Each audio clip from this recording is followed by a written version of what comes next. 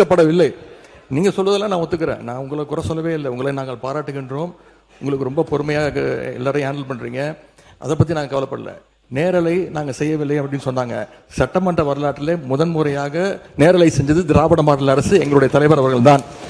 கேள்வி நேரம் ஒவ்வொரு நாளும் 1.5 மணி நேரம் 10 கேள்விகள் எடுக்கப்பட்டு அனைத்து எதிர்க்கட்சி தலைவர்கள் அப்போ இருந்த அண்ணா திராவிட முன்னேற்ற கழக உறுப்பினர்கள் அத்தனை பேருக்கும் வாய்ப்பு கொடுத்தது எங்களுடைய தலைவர். அது லைவ் செய்யப்பட்டது. இப்போ நீங்கள் எல்லா நிகழ்ச்சியும் லைவ் பண்ணுறீங்க. இந்த பிரச்சனையை தான் அவங்ககிட்ட சொல்கிறேன். லைவ் பண்ணுறதுனால என்னென்ன பிரச்சனைகள் வருது என்பதை உங்களோட கவனத்துக்கு கொண்டு வரேன். நீங்கள் அவை குறிப்பில் நீக்கிறேன் நீங்கள் நீக்கிட்டே இருக்கீங்க. ஆனால் எல்லாமே அங்கே ரீல்ஸாக மாற்றப்பட்டு அங்கே போய் கொண்டிருக்கிறது. ஏற்கனவே மாண்புமிகு எதிர்கட்சி தலைவர்கள் இது குறித்து வெளியிலே இருக்கக்கூடிய நீங்கள் என்ன உங்கள் தலைவர் கட்டுப்படுறீங்களா? நீங்கள் பிடிக்கிறீங்க? நீங்கள் எதுக்கு பேசுறீங்க? நீங்கள் ஏன் பேசுறீங்க? நீங்கள்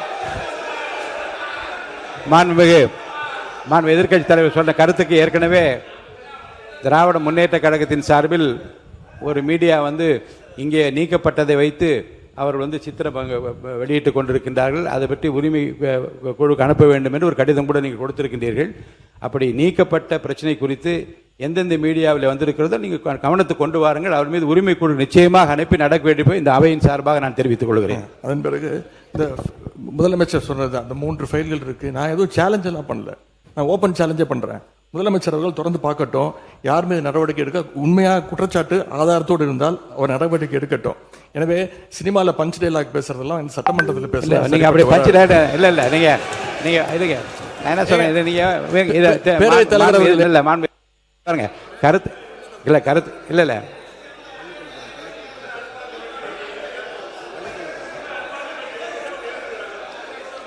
மாண்புமிகு பள்ளிக்கல்வித்துறை அமைச்சர் மாண்புமிகு பேரவைத் தலைவர் அவர்களே, முதல்ல உட்காருங்க. இந்த கேமரா டீம் சைடு கொஞ்சம் காட்டுங்க. ஏங்க மாண்புமிகு இருங்க இல்லங்க ஆனரபிள் ஸ்பீக்கர் மூலமா ரெக்வெஸ்ட் இந்த கேமரா டீம் அந்த சைடு கொஞ்சம் காட்டுங்க. மாண்புமிகு முதலமைச்சர் கருத்து என்ன சொல்றாங்க? அத நீங்க சினிமா நடிப்பது போல பஞ்ச் டயலாக்னா எப்படி எழுந்திருக்காம இருப்பாங்க? அப்புறம் தயவுசெய்து சொல்றேன், நீங்க சொல்லுகிற போது முதலமைச்சர் கருத்துன்னு சொல்லுங்க.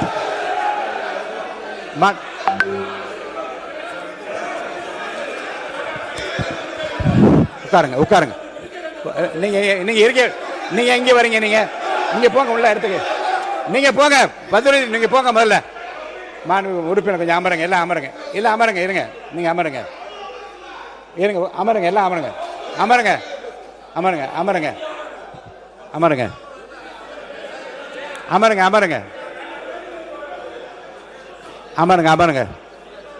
மாண்பு உறுப்பினர் கொஞ்சம் அமைதியா இருங்க. வாய்ப்பு தரேன். உட்காருங்க. மாண்புமிகு உட்காருங்க. எல்லாம் உட்காருங்க. நான் அவங்கள தான் பேச அனுமதிக்க போறேன். உட்காருங்கன்னு சொல்றேன். உட்காருங்க.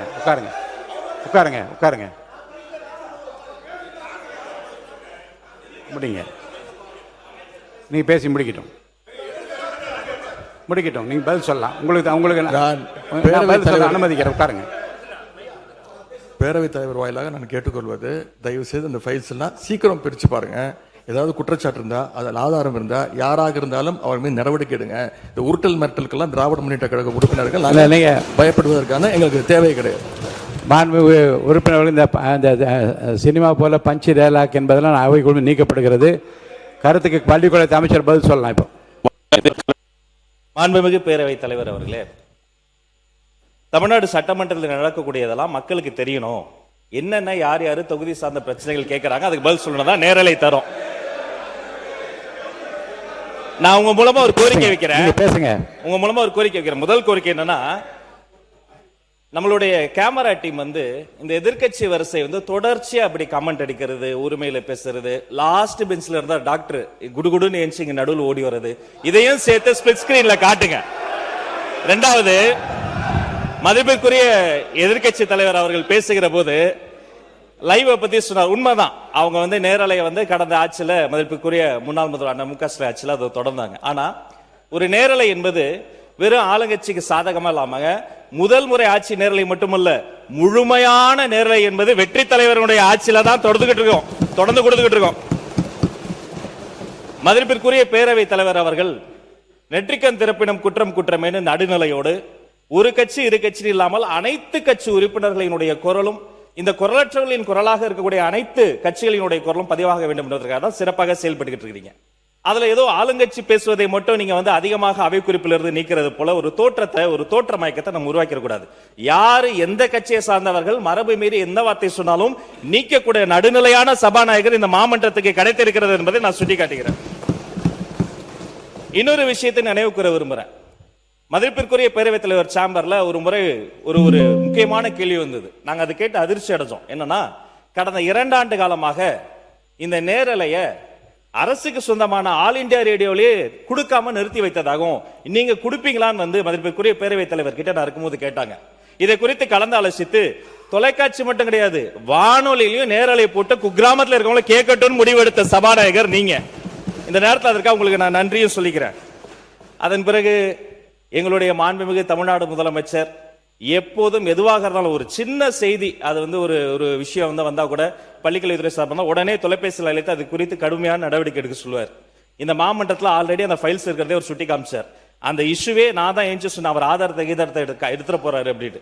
இந்த நேரத்தில் அவர் சாதாரணமா இருந்தாலே அதெல்லாம் பண்ணாத போறாரு. மாண்புமிகு எதிர்க்கட்சி தலைவர் அவர்கள் காட்டுன்றாரு. அவருடைய கோரிக்கையை கட்டாயமாக முதல்வர் நிறைவேற்றுவார் என்பதையும் கூறிக்கொள்கிறேன். 2 வார்த்தை மட்டும் கோரிக்கை. அவர் எல்லாத்தையும் ஆக்கப்பூர்வமா விமர்சிக்கலாம். அதுல ஒரு தனியார் நிகழ்ச்சி பேரை சொன்னாரு. அது பாட்டு பாடுவது இந்த மரபுக்கு புதுசு கிடையாது. விதவிதமாய் வித்தியாசமாய் பயங்கரமா பாட்டு பாடினவங்க தான் அந்த பக்கம் ஃபுல்லா உட்கார்ந்து இருக்கிறாங்க. அதெல்லாம் அந்த தனியார் நிகழ்ச்சியினுடைய பேரையும் நம்ம நீக்கிடலாம். இவரை தான் நியமிக்கணும், இவரை நியமிக்க கூடாது. இந்த தொழில் உயர்ந்தது, இந்த தொழில் தாழ்ந்ததுலாம் கிடையாது. இது இன்க்ளூசிவ் கவர்மெண்ட், அனைவருக்கும் அதிகாரம், அனைவருக்குமான ஒரு விஷயம் தான் நேர்மையான முறையில் பை மெரிட்ல போயிட்டே இருக்குது. அதனால ஒரு குறிப்பிட்ட ஒரு விஷயத்தை மட்டும் சுட்டி காட்டுகிற பொழுது அது ஏற்புடையதல்ல. அது மட்டும் கிடையாது, இந்த சினிமாவில் வரக்கூடிய அந்த பஞ்ச் ஸ்டைல் அதை கூட நீங்க அவை குறிப்பில் நீக்கிட்டீங்க. அதை போன்ற விஷயங்களை தவிர்த்து கொண்டு ஆக்கப்பூர்வமான கருத்துக்களை, அறிவுபூர்வமான சிந்தனைகளை அதை முன்வைத்து பேசினால் இந்த மாமன்றம் சிறப்பாக செயல்படும். உங்களுக்கு எங்களுடைய அத்தனை பேரின் சார்பில் ஒரு வாழ்த்துக்களையும் தெரிவித்துக் கொள்கிறேன். மிக சிறந்த சபாநாயகர் தமிழ்நாடு அரசியல் வரலாற்றில் இந்த மாமன்றம் கிடைத்திருக்கிறது என்பதை பதிவு செய்கிறேன். எதிர்க்கட்சி தலைவர், பேரவைத் தலைவர், நான் உங்க சார்பா பேசிட்டு இருக்கேன். இப்ப நீங்க நீக்கிட்டீங்க, ஆனா இப்ப எல்லாம் லைவ்ல போயிடுச்சு. இப்ப அதுக்கு என்ன பண்ண போறீங்க? அது என்ன நடவடிக்கை எடுக்க போறீங்க? அதாவது லைவ் கொடுப்பது நாங்க எதிர்க்கவில்லை, நாங்கள் பாராட்டுகிறோம். லைவ் நீங்க கொடுத்திருக்கீங்க, நல்ல முயற்சி, நாங்க பாராட்டுறோம். ஆனா அதுல இருக்கக்கூடிய பிரச்சனைகளை இங்க நான் சொல்றேன். நீங்க அவை குறிப்பில் நீக்கிறீங்கன்னு சொல்றீங்க. நீங்க எவ்வளவு நீக்கினாலும் அது சோசியல் மீடியால ட்ரெண்ட் ஆகிட்டு இருக்கு, வைரலா போயிட்டு இருக்கு. அததான் உங்களுடைய கவனம். எதிர்க்கட்சி தலைவர் சொல்ல விரும்புகிற கருத்து குற்றச்சாட்டுகளை எந்த பக்கத்திலிருந்து வைத்தாலும், அது முன்னாள் ஆண்டவர்களாக இருந்தாலும் சரி, இப்போது ஆள்கின்ற இடத்தில் இருந்தாலும் ஆதாரபூர்வமான கருத்துக்களை சொல்வதன் மூலமாகத்தான் இந்த சபையிலே சில குறைந்தபட்ச மாண்பினை நாம் காப்பாற்ற முடியும் என்பதையும் கருத்திலே கொண்டு, அப்படி ஆதாரம் இல்லாமல் சொல்லுகிற போது நான் உடனே நீக்க வேண்டும் என்பது ஒரு நியாயமான மரபு. அதன்படி நான் நீக்குகிறேன். ஆனால் அதை எடுத்து பல்வேறு மீடியாக்களிலே வெளியிடுவார்கள். ஆனால் இப்போ எனக்கு கவனத்துக்கு கொண்டு வரப்பட்டிருக்கிற 1-2 செய்திகளில் அதை ஆய்வு எடுத்துக்கொண்டு அதை உரிமை கொடுக்க நான் அனுப்ப இருக்கிறேன். இனி வருங்காலத்திலும் நீக்குவது என்பது என்னுடைய தனிப்பட்ட உரிமை. இந்த அவையினுடைய மாண்பை நான் காப்பாற்றியாக வேண்டும். நீக்காமல் பேச முயற்சிப்பதும் ஆதாரங்கள் இல்லாமல் பேசாமல் இருப்பதும் நல்லது. ஏன்னால் ஆதாரங்களை வைத்துக்கொண்டு தான் இரு தரப்பினரும் பேச வேண்டும் என்று நான் விரும்புகின்றேன். என் மக்களும் அதைத்தான் விரும்புவார்கள். போகிற போக்கிலே அள்ளி தெளித்து விட்டு போகிற இடமல்ல இது. அது வெளி அரசியல் மேடைகளிலே பேசக்கூடிய பேச்சும் அல்ல இங்கே இது.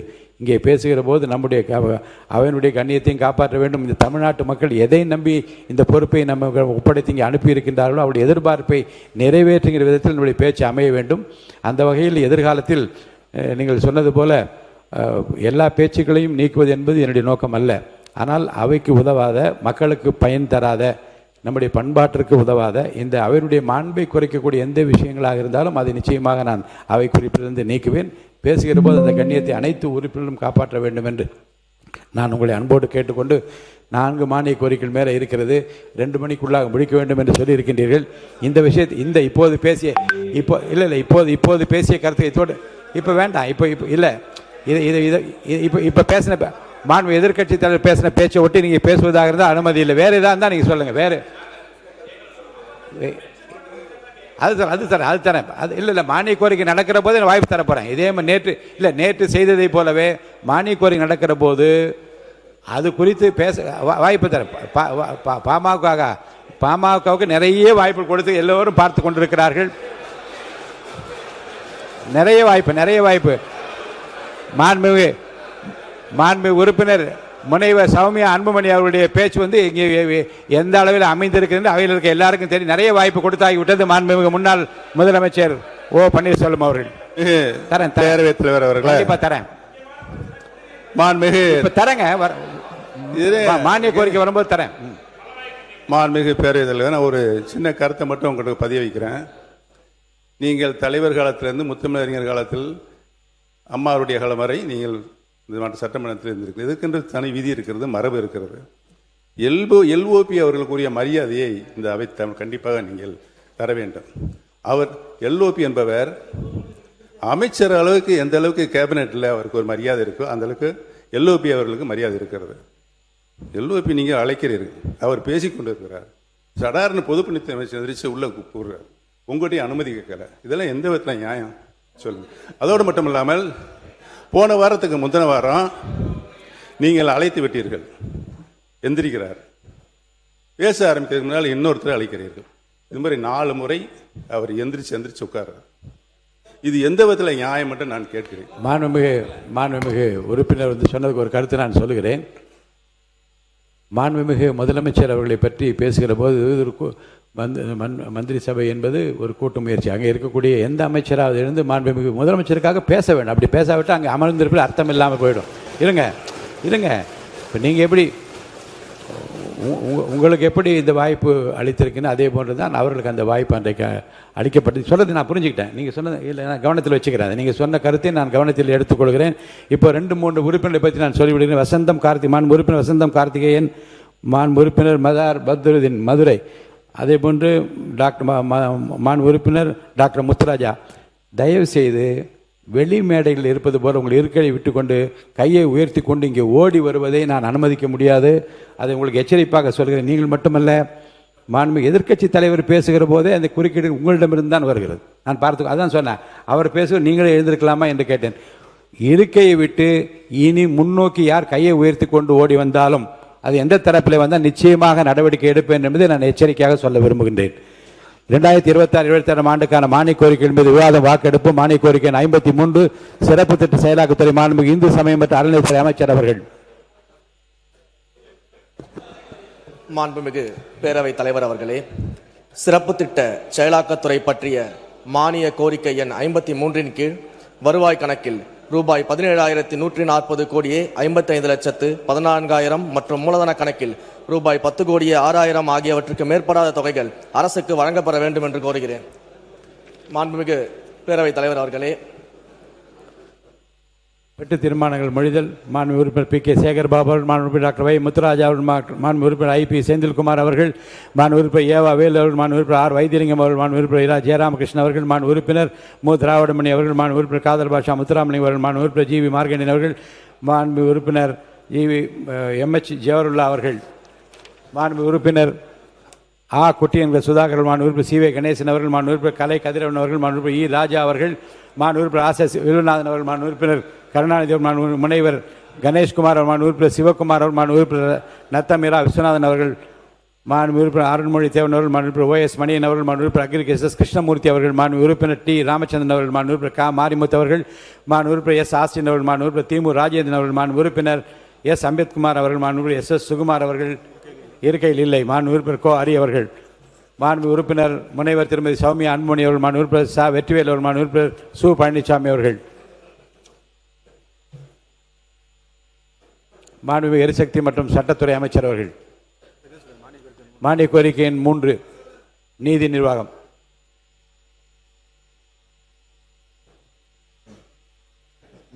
மாண்புமிகு பேரவைத் தலைவர் அவர்களே, நீதி நிர்வாகம் பற்றிய மானிய கோரிக்கை எண் 3 கீழ் வருவாய் கணக்கில் ரூபாய் 2,037 கோடியே 21,41,000 மற்றும் மூலதன கணக்கில் ரூபாய் 8,000 ஆகியவற்றை மேற்படாத தொகைக்கு அரசுக்கு வழங்குமாறு கேட்டுக்கொள்கிறேன்.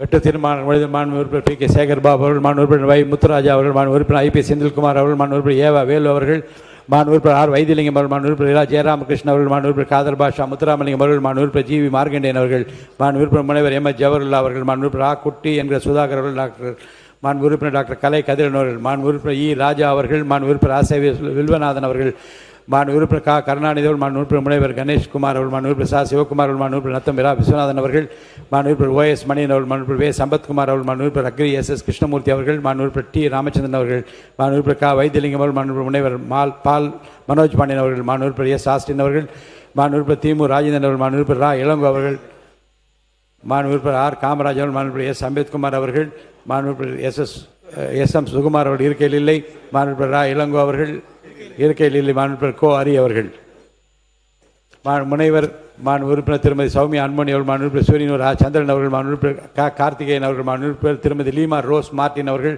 மாண்புறுப்பினர் மு திராவிடமணி அவர்கள், மாண்புறுப்பினர் சா வற்றிவேல் அவர்கள், மாண்புறுப்பினர் EC கோவிந்தராஜன் அவர்கள், மாண்புறுப்பினர் ரா சக்கரபாணி அவர்கள், மாண்புறுப்பினர் துரை சந்திரசேகரன் அவர்கள், மாண்புறுப்பினர் கா அண்ணாதுரை அவர்கள், மாண்புறுப்பினர் சு பழனிசாமி அவர்கள், மாண்புறுப்பினர் PL சீனிவாசன் அவர்கள், மாண்புறுப்பினர் முனைவர் கோவி செழியன் அவர்கள், மாண்புறுப்பினர் கா மாரிமுத்து அவர்கள்.